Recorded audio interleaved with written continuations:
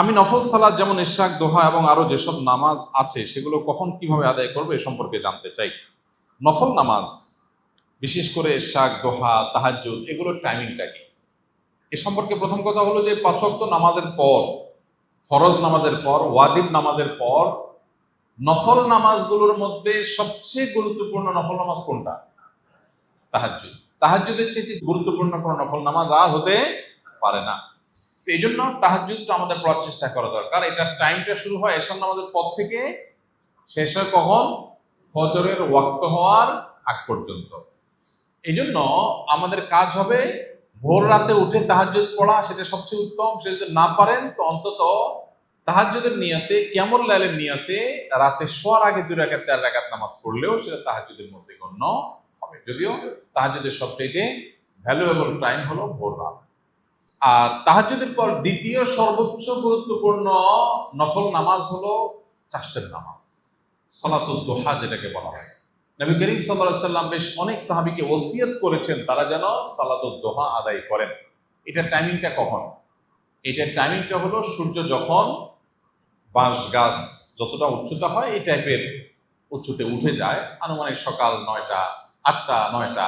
8টা 9টা অবশ্য এক এক সিজনে 8টা 9টা, যেমন এই সময়টাতে, গরমের সময়টাতে বাংলাদেশে 8টা 9টা মানে সূর্য তেতে যায়। সূর্য যখন তেতে যায়, সূর্যের আলো যখন মাটিতে পড়বে, মাটি যখন একটু তেতে যায়, তেতে যাওয়া শুরু হয়, তখন সালাতুদ দোহা বা চাষতের নামাজের ওয়াক্ত শুরু হয়। অথবা আপনি সেই সময় 4 রাকাত বা 8 রাকাত নামাজ, বেশি পারলে 8 রাকাত, আর কম পড়লে 4 রাকাত অপশন আছে, 4 রাকাত পড়লেও হবে। আর 8 রাকাত করতে পারলে আরো ভালো হয়। সালাতুদ দোহা বা চাষতের নামাজ পড়বেন। এই টাইমে আমরা সবাই কর্মব্যস্ত থাকি, এই নামাজটা আমাদের পড়া হয় না। মাঝে মধ্যে পড়বেন, অন্তত শুক্রবারে বা যেদিন সুযোগ হয় তখন পড়বেন। কারণ নবী করিম সাল্লাল্লাহু আলাইহি সাল্লাম এই নামাজের জন্য অনেক সাহাবীকে বিশেষভাবে ওসিয়ত করেছেন যে এটা ছাড়বা না। আমাদের শরীরের প্রত্যেকটা জোড়ার তরফ থেকে সাদাকা আছে। প্রত্যেকটা জোড়ার আল্লাহ তাআলা অনেকগুলো জোড়া আমার বডিতে দিয়ে রেখেছেন। এই জোড়াটা যদি আল্লাহ না দিতেন তো আমার চলাফেরা কঠিন হয়ে যেত। আমার বডিতে আল্লাহর অজস্র নেয়ামত আছে। এই নেয়ামতগুলোর শুকরিয়া আদায় হয়ে যায় সালাতুদ দোহার মাধ্যমে। এই জন্য সালাতুদ দোহা মাঝে মধ্যে পড়বো আমরা। 3 নম্বর সালাতুল ইশরাক। এটার টাইমিংটা হলো সূর্য ওঠার আনুমানিক 15-20 মিনিট পর থেকে। সূর্য ওঠার পর একদম সূর্য ওঠার ঠিক 15-20 মিনিট এই টাইমটা নামাজ পড়া যাবে না। তারপরে সালাতুল ইশরাকের নামাজ আমরা পড়বো। আর এরও 1-2 ঘন্টা পর যখন সূর্য তেতে যায় তখন আমরা সালাতুল দোহা বা চাষতের নামাজ পড়বো। যদিও অনেক ওলামাদের মধ্যে দোহা, চাঁদ আর ইশরাক একই নামাজ, যেমন সৌদি আরব ওলামা ইকরাম অনেকের মধ্যে এটা, কিন্তু হাদিসগুলোর দিকে তাকালে দুই নামাজই মনে হয় এবং সেটাই অধিক গ্রহণযোগ্য। তো সালাতুল ইশরাক, সালাতুদ দোহা এবং সালাতুত তাহাজ্জুদ, এই 3টা নফল নামাজ আমরা নিয়মিত পড়বো। এর বাইরে আরো বহু নফল নামাজ আছে। মসজিদের বারান্দায় নামাজ পড়ার সময় সামনে থাকা থাই গ্লাসের দরজা বা পার্টিশনকে কি সূত্রা হিসেবে ব্যবহার করা যাবে? গ্লাসের উপর দিয়ে মুসল্লিগণ যাতায়াত করলে কি নামাজের ক্ষতি হবে কিনা? ভাই, নামাজে যখন আমরা দাঁড়াবো একাকী বা জামাতে, সেক্ষেত্রে আমাদের সামনে দিয়ে মানুষ যাতে চলাচল করতে অসুবিধা তৈরি না হয় সেভাবে আমরা নামাজে দাঁড়াবো। অর্থাৎ এমনভাবে নামাজে দাঁড়াবো যে আমি যেখানে দাঁড়াবো সেখানে সামনে ওয়াল আছে, তাহলে কারো হাঁটা চলার ব্যাপার নেই। অথবা একটা পিলার, এটাকে সামনে রেখে নামাজে দাঁড়াবো, তাহলে পিলারের অপর দিক থেকে মানুষ, পিলারের পর থেকে মানুষ হাঁটা চলা করতে পারবে।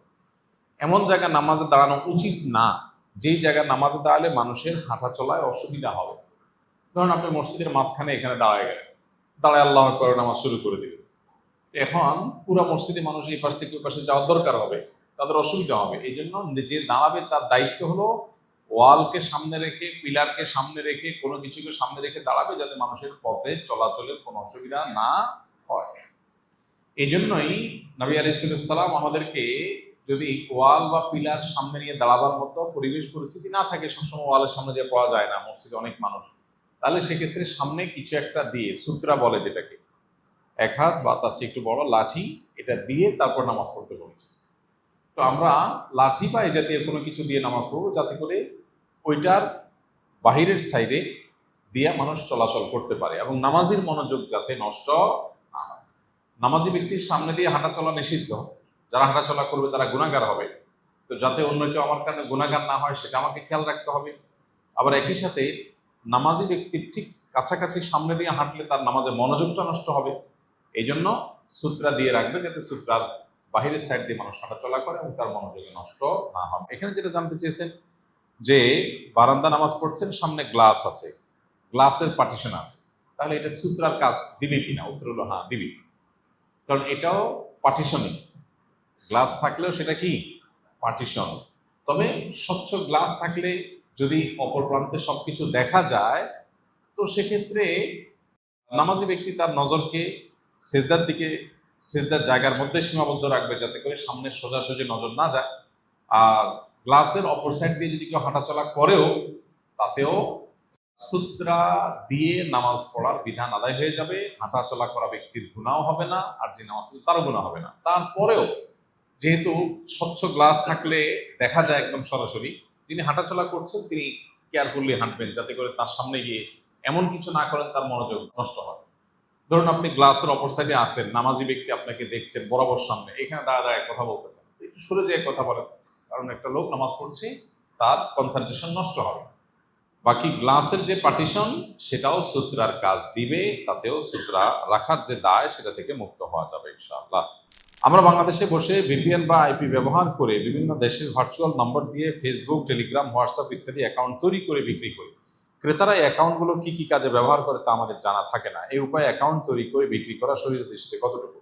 মৌলিকভাবে কোনো অ্যাকাউন্ট ওপেন করতে গিয়ে আপনার পরিশ্রম হয়েছে, কষ্ট হয়েছে, সেটা আপনি করেছেন, করে বিক্রি করেছেন, এটা মৌলিকভাবে কোনো নাজায়েজ কাজ না। আমাদের দেশে অনেক ছোট ছোট আপনার ইন্টারনেট সার্ভিসের সেবা দেওয়ার দোকানগুলো আছে গ্রামে গঞ্জে, তারা দেখা যায় এরকম ছোটখাটো কোনো দোকান এর মাধ্যমে অ্যাকাউন্ট ওপেন করে দেয়। 10 মিনিট 20 মিনিট লাগলো, আমি একটা ইমেল ক্রিয়েট করলাম, একটা ফেসবুক আইডি ক্রিয়েট করলাম, আমার পরিশ্রম গেল, নেট গেল, আমি তার জন্য বিনিময় নিলাম, যৌক্তিক এবং গ্রহণযোগ্য বিনিময় নিলাম, এটা নাজায়েজ কোনো কাজ না।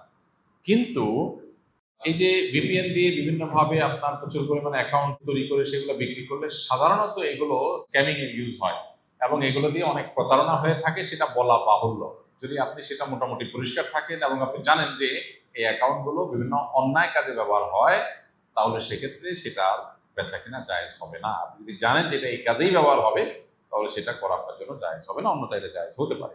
আর্থিক অবস্থা খুব একটা ভালো না, তবে উমরা করার নিয়ত করেছি, কিন্তু শুনেছি উমরা করলে নাকি বড় হজ করা বা ফরজ বাধ্যতামূলক হয়ে যায়। এটা কি সত্য? না, এটা ভুল কথা। উমরা করলে হজ করতেই হবে এমন কোনো কথা নেই, কারণ তৌফিক আছে উমরা করার, শুধু তিনি উমরা করেছেন, হজ করার তৌফিক নেই, তিনি করেন নাই, তাতে তার কোনো গুনাহ হবে না। আস-সুন্নাহ ফাউন্ডেশন, উম্মার স্বার্থে সুন্নাহর সাথে।